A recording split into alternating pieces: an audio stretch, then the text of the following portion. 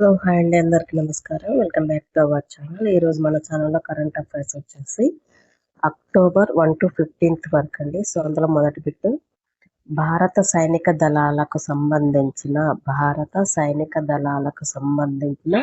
సూర్య దృష్టి కార్యక్రమ పర్యవేక్షణ సామర్థ్యాలను మెరుగుపరిచేందుకు ఏ కృత్రిమ మేధస్సు సంస్థ సహాయపడింది? భారత సైనిక దళాలకు సంబంధించినటువంటి సూర్య దృష్టి కార్యక్రమ పర్యవేక్షణ సామర్థ్యాలను మెరుగుపరిచేందుకు ఏ కృత్రిమ మేధస్సు సంస్థ సహాయపడింది అంటే న్యూరాలిక్స్ సంస్థ అయితే హెల్ప్ చేసిందంట. సో బెంగళూరులో ఉన్నటువంటి ప్రధాన కేంద్రాన్ని కలిగినటువంటి న్యూరాలిక్ ఏఐ ఇండియా ప్రైవేట్ లిమిటెడ్ సంస్థ భారత సైనిక దళాల చైతన్యానికి సంబంధించి ఈ సూర్య దృష్టి అనే కార్యక్రమాన్ని అయితే మెరుగుపరచడం జరిగిందంట. సో నెక్స్ట్ వన్ వచ్చేసి, భారత్లో మొట్టమొదటి జాతీయ స్థాయి సహకార విశ్వవిద్యాలయాన్ని ఎక్కడ ప్రారంభిస్తున్నారు? భారత్లో మొట్టమొదటి జాతీయ స్థాయి సహకార విశ్వవిద్యాలయాన్ని ఎక్కడ ప్రారంభిస్తున్నారు అంటే గుజరాత్లోని ఆనంద్లో ప్రారంభించడం జరుగుతుంది. కేంద్ర సహకార మంత్రి అమిత్ షా ఇటీవల దీనికి శంకుస్థాపన అయితే చేయడం జరిగిందంట. సో దీనికి త్రిభువన్ సహకారి విశ్వవిద్యాలయం అనే పేరైతే ఉందంట.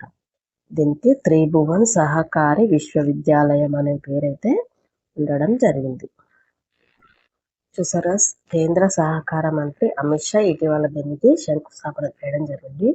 త్రిభువన్ సహకారి విశ్వవిద్యాలయం అనే పేరైతే దీనికి పెట్టడం జరిగిందంట. సో నెక్స్ట్ వచ్చేసి, పర్షియన్ గల్ఫ్ ప్రాంతంలో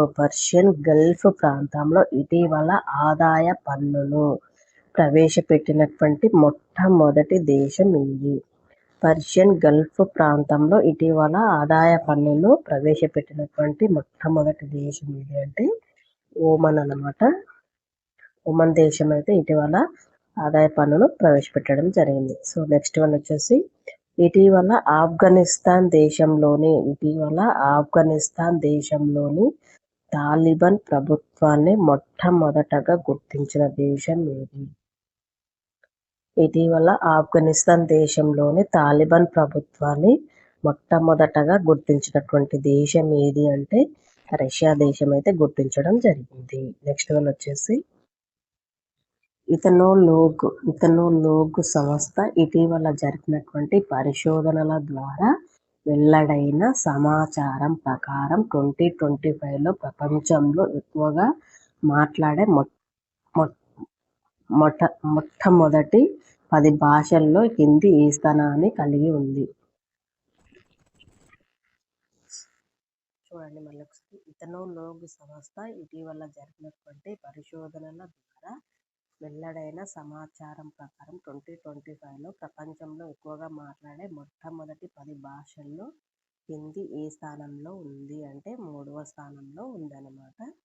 సో నెక్స్ట్ వన్ వచ్చేసి, గినీస్ సూచి 2025లో ప్రపంచంలో అత్యంత సమానత్వం కలిగిన మొట్టమొదటి 10 దేశాల్లో భారత స్థానం ఎంత? గినీస్ సూచి 2025లో ప్రపంచంలో అత్యంత సమానత్వం కలిగినటువంటి మొట్టమొదటి 10 దేశాల్లో భారత్ స్థానం ఎంత అంటే 4వ స్థానం అన్నమాట. నెక్స్ట్ వన్ వచ్చేసి, మన దేశంలోని ఒక బీమా కంపెనీ ఇటీవల ప్రీమియం చెల్లింపులను వాట్సాప్ బోట్ ద్వారా చేసేందుకు ఒక ఆన్లైన్ సౌకర్యాన్ని ప్రారంభించింది.